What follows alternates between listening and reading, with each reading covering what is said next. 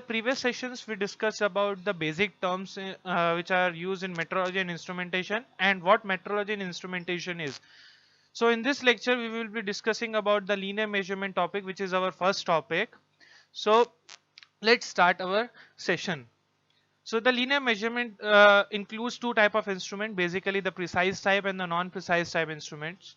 These precise type and non-precise type instruments can also be further classified under the direct and indirect type instruments.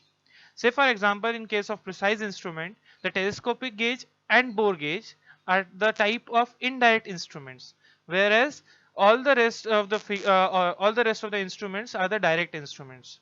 Whereas in case of non-precise instruments, the engineering steel rule is a direct type instrument, whereas the other types of calipers which are listed below are the indirect type of instruments. So what basically a direct type or an indirect type instrument is? So a direct type instrument is an instrument which gives directly the value after the dimension is being measured, because it has a scale division value incorporated in it. Whereas if we consider that indirect type instrument, it doesn't have the scale divisions present on it. So we cannot directly measure. We have to use certain instruments having the scale values on it. So they are the indirect type instruments. Now basically starting with the vernier calipers, which is one of the most important instrument in the field of metrology and instrumentation. Before starting the vernier calipers, I would like to introduce you to the parts of vernier calipers.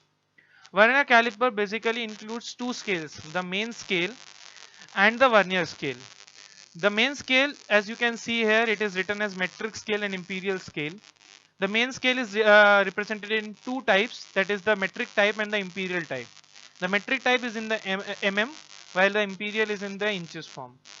The second scale is called as the vernier scale.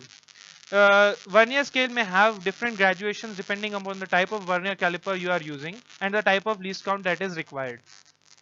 Next comes the external jaws. The external jaws are used to measure the external dimensions of a particular object. The internal jaws that you can see on the top of the figure are used to measure the dimensions of such as internal dimensions of a hollow cube, etc. Depth measuring bar is basically used to measure the depth of say hollow cylinder. The fine adjusting screw is used to move the vernier scale through a minute distance when the specimen is being fixed between the two jaws. By the way, considering the external jaw, here one jaw is fixed and the other jaw is fixed, movable. The left jaw on the left hand side is fixed and it is attached to the frame, whereas the jaw on the right hand side is attached to the vernier scale. Next comes the locking screw. After the measurement has been done, the locking screw is being utilized to lock the dimension so that the dimension measured of the workpiece doesn't get changed when you read the vernier caliper. So this is the basic function of locking screw, and these were the parts of the vernier caliper. Now let's calculate the least count, and how the least count is calculated. Let's see. The least count is the ratio of the minimum value that can be measured on main scale to the total number of divisions on the vernier scale. As discussed earlier, the main scale has a minimum value of 1 mm that can be measured, whereas the vernier scale can be having different number of divisions as per the least count that is to be achieved. So let's take the first example. This is a figure having the main scale and the vernier scale. As you can see, the minimum value that can be measured from the main scale is 1 mm, and the total number of divisions in the vernier scale is 10. So the least count of this vernier caliper will be 0.1. Considering the example 2, it is having the same value of the main scale, that is 1 mm, but here the values of the graduations on the vernier scale has changed.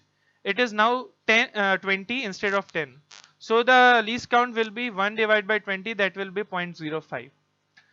Again taking another example, here you can see the value of main scale reading will be same, that is 1 mm, whereas the divisions on the vernier scale has changed to 50. So the least count here for this type of vernier caliper will be 1 divided by 50, that is 0.02. So depending upon the divisions available on the vernier scale, the least count of the vernier scale varies. Now, how to use vernier caliper? It is not just the least count that you get and measure the vernier, measure the dimension. So how to measure using vernier caliper? So the reading that you will be reading will be somewhat like this. The value of the main scale after which the zero of vernier scale lies plus the graduation of vernier scale matching the main scale into the least count of the vernier caliper.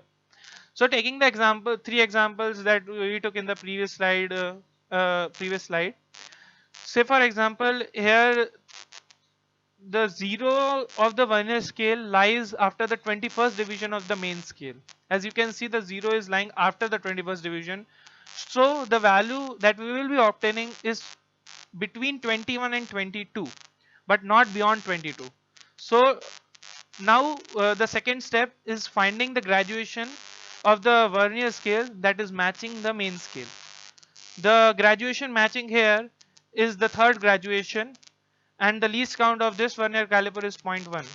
So the reading that the vernier will be showing is 21 plus 3 into 0.1, that is 21.3 mm. Here 21 is the reading of the main scale, 3 is the third is the division of the vernier scale matching the main scale, and 0.1 is the least count of this vernier caliper. So the dimension will be 21.3 mm.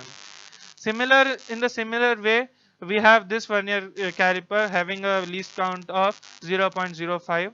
Here you can see after 20 the zero of the vernier scale lies. So 20 plus third division of vernier scale into the least count, that is 0.05. So the dimension will be given as 20.15 mm. In the last case, here the 33rd division of the vernier scale is matching with the main scale, and the zero of main vernier scale is lying after the 1 mm on main scale. So the dimension will be 1.66 mm. Thank you for watching this video. Please like, share and comment and subscribe.